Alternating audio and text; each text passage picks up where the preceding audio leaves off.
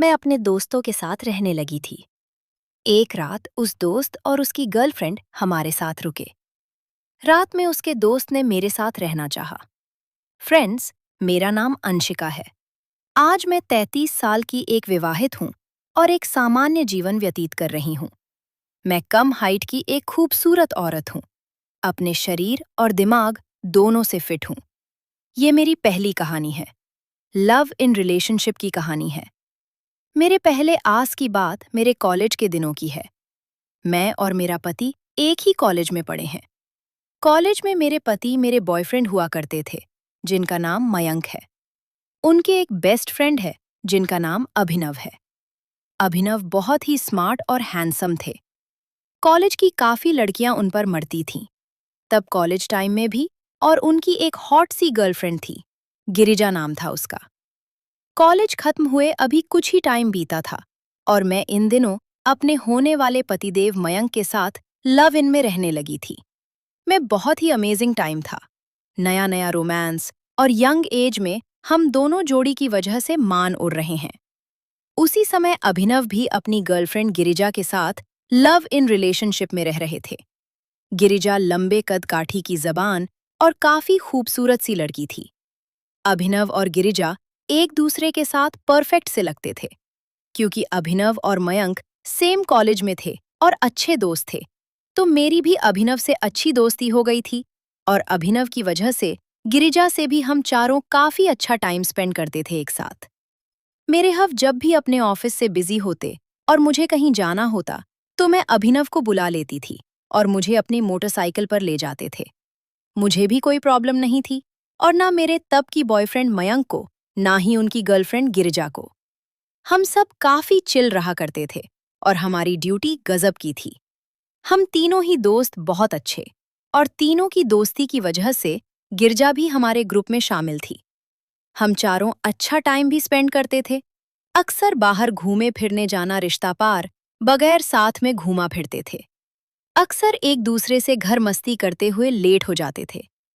एक ही जगह रात भर के लिए रुक भी जाते थे। ऐसी एक अच्छी शाम हमारे चारों ने फ्लैट में बिताई, और लेट नाइट तक ड्रिंक्स, बातें, गेम्स और मस्ती मजाक चलता रहा। हम सब एक ही एज और ग्रुप के थे। इसके चलते काफी हद तक अलर्ट जोक्स और फिल्म के जुड़े हंसी जाग भी होते रहते थे, जिसमें सब कंफर्टेबल भी होता है, पार्ट भी लेते थे। कभी कभी बातें सारी लिमिट क्रॉस करने तक आ जाती थीं, लेकिन तभी कोई भी टोक देता और सब नॉर्मल हो जाता था। फिर जब सोने की बारी आती, तो हम बेफिक्र होकर कोई भी कहीं भी सो जाता था। और शाम भी यही हुआ। ढेर सारी बातें, ड्रंक्स और नसीब में कुछ डर्टी टॉक्स भी। गजब की रात थी वो। जब तक सब टल्ली ना हो गई, तब तक दारू और बातों का सिलसिला चलता रहा। फिर जब सोने का टाइम आया, तो सब सोने के लिए मेरे डबल बेड पर ही लेट गए, जिसमें सबके किनारे मेरा बॉयफ्रेंड मयंक। फिर मैं मेरे बगल में अभिनव, उनके बगल में, और दीवार से सटकर गिरिजा लेटी थी। इसमें कुछ भी अजीब नहीं था। ऐसा अक्सर होता रहता था। हम सब नशे में थे और बेफिक्र होकर सो रहे। शायद आधी रात रही होगी।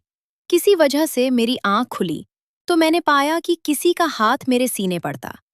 हालांकि मेरे बॉयफ्रेंड की नॉर्मल सी आदत थी कि मुझे प्यार से सहलाते हुए सो जाते, और हम इससे आदी थे। लेकिन आज हम दोनों अकेले नहीं थे। मेरे लवर को ये एहसास हमेशा रहता था कि हम नॉर्मल रहते थे। फिर आज उनका हाथ मेरे सीने पे होना मुझे थोड़ा अजीब सा लग रहा था। मैं अभी ये सोच ही रही थी कि अचानक थोड़ी सी हलचल से मुझे ये साफ पता चल गया कि ये हाथ मेरे बॉयफ्रेंड मयंक का नहीं, बल्कि अभिनव का है। और वो शायद मुझे गिरी जैसा समझ रहा था। मैं सोच ही रही थी कि अचानक मुझे उसके हाथ में कुछ हरकत महसूस हुई।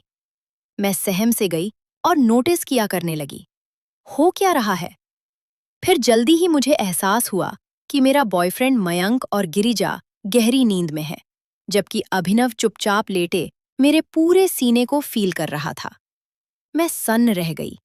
इसमें कुछ समझ नहीं आ रहा था, क्योंकि मैंने ये सोचा नहीं था कि ऐसा भी कुछ हो सकता है।